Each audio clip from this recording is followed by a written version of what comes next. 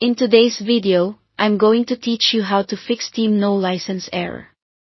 This message usually appears when Steam can't confirm you own the game you're trying to launch. It's often caused by being signed into the wrong account, a corrupted download cache, or game files that need repair.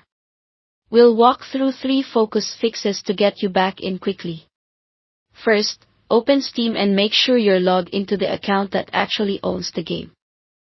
Look at the top right corner to confirm the username, and check that the game appears in your library without a purchase button. If it's missing or you see an option to buy the game, you're likely on the wrong account.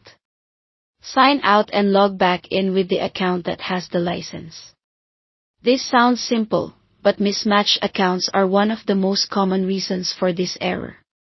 Next, clear the download cache. In Steam, go to Settings, then Downloads, and choose Clear Download Cache. Steam will restart and you'll be prompted to log in again. This process wipes temporary data that can interfere with license checks or block content from properly updating.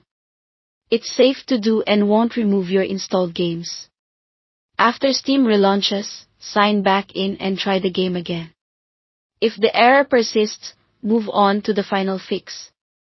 Now verify the integrity of the game files. In your library, right-click the affected game, select Properties, then go to Installed Files, and click Verify Integrity of Game Files. Steam will scan the installation and replace any missing or corrupted files.